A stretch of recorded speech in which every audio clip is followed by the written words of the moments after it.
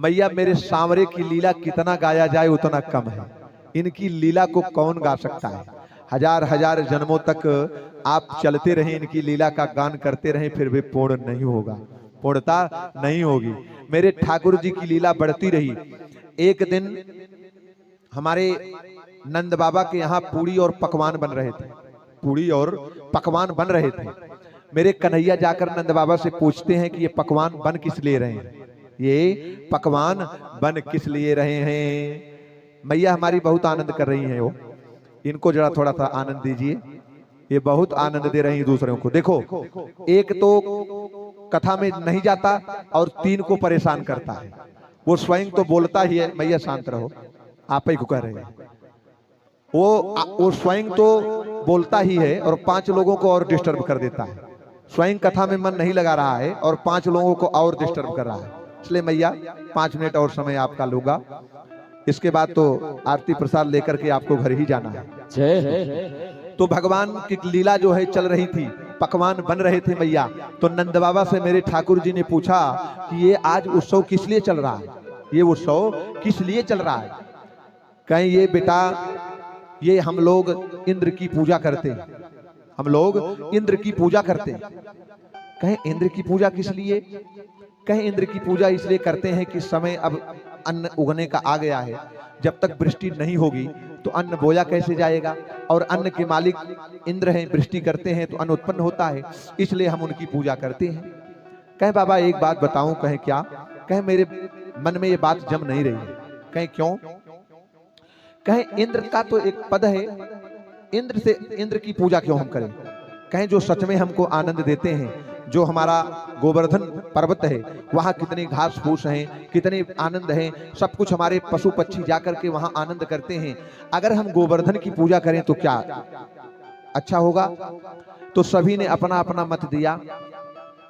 तो कहें ऐसे नहीं, कल पहले इसका मत बिठाया जाए कि जिसकी तरफ जो है ज्यादा लोग रहेंगे उसका मान किया जाएगा।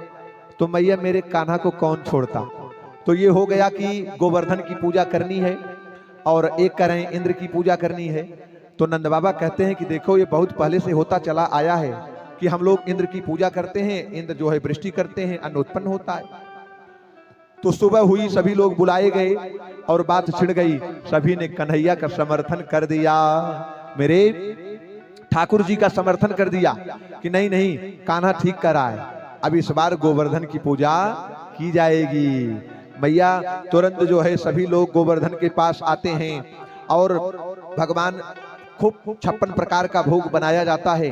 भोग बना करके वहां गोवर्धन के पास आते हैं। तो जल की वृष्टि, अर्थात गोवर्धन कितने बड़े हैं, तो सभी लोग चिंता में पड़ गए कि इनको स्नान कराया कैसे जाएगा।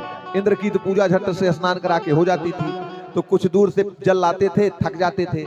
तो भगवान ने वहां मानसी गंगा प्रकट किया और उसी से गोवर्धन की प्रेम से जो है स्नान हुआ और खूब बढ़िया षोडशोपचार पूजन हुआ।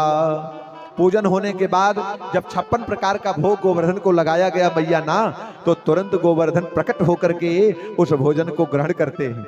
ग्रहण करते हैं तो सभी आश्चर्य पड़ जाते हैं। आज तक इंद्र की पूजा हुई, इंद्र कभी आए नहीं, लेकिन कान्हा ने पूजा कराया एक ही बार। देखो गोवर्धन आ गए, स्वरूप भगवान जैसा था। तो उन्होंने कहा अब हमारे प्रभु कह रहे हैं कि इनकी परिक्रमा की जाए, तब ये प्रसन्न होंगे। तो सभी जो है गोवर्धन की परिक्रमा करते हैं।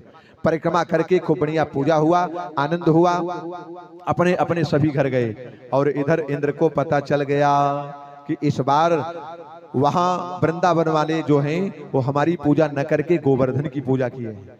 तो इंद्र ने अपने मेघों को आदेश दे दिया कि जाओ और वहां वृंदावन में पूरा जल ही जल बरसाओ। अब मेघ चल पड़े, गर्जना होने लगी, वहां वायु अर्थात पवन देवता खूब झकझोर कर चलने लगे। वृष्टि प्रारंभ हो गई। कार्तिक शुक्ल पक्ष के प्रतिपदा को पूजन होता है, द्वितीया को भाई दूज का मान मनाया जाता है।